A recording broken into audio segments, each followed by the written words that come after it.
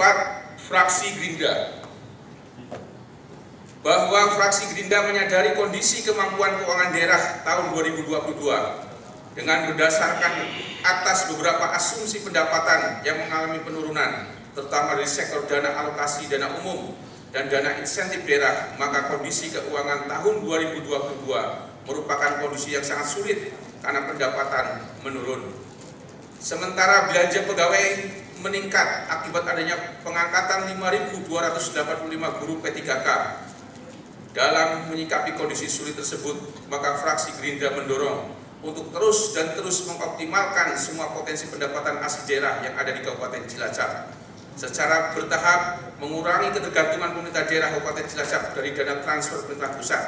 Guna meningkatkan pendapatan asli daerah, maka fraksi Gerindra mendorong untuk dilakukan pembenahan, penyesuaian di segala sektor yang berkaitan dengan pendapatan asli daerah seperti regulasi, sumber daya manusia, sarana prasarana, dan perbaikan sistem dalam pemungutan pajak retribusi. Termasuk juga upaya peningkatan ekonomi harus terus dilakukan karena dengan kemampuan ekonomi yang kuat maka akan memperkuat kemampuan objek pajak daerah dan retribusi daerah dalam membayar kewajibannya kepada pemerintah daerah dan pemerintah daerah Kabupaten Cilacap. B.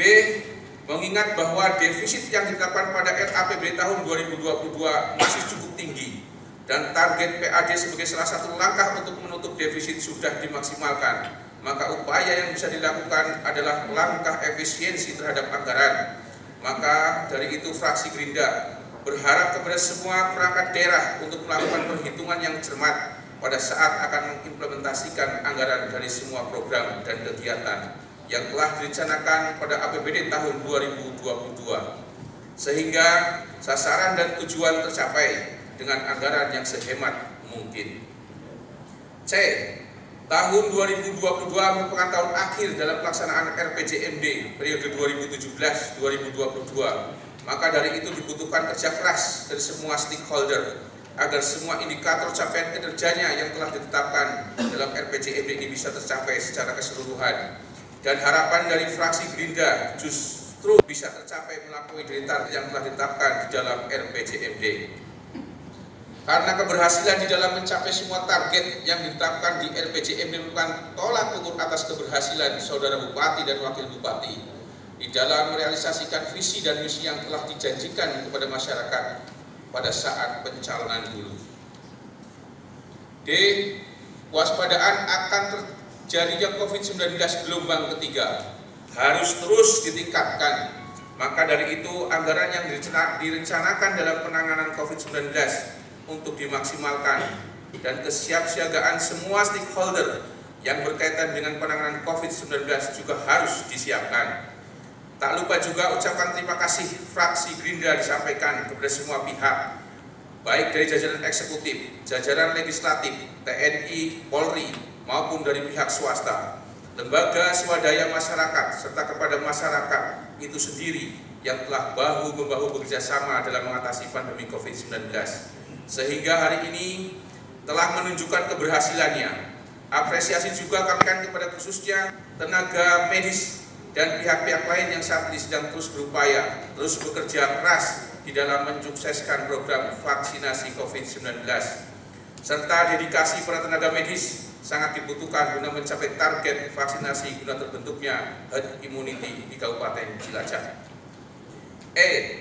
Dalam rangka mengurangi beban belanja pegawai, maka kami berharap agar pengisi formasi guru P3K diprioritaskan untuk diisi oleh para GTT yang telah ber-SPT, sehingga kita tidak perlu lagi menganggarkan insentif GTT yang ber-SPT. F.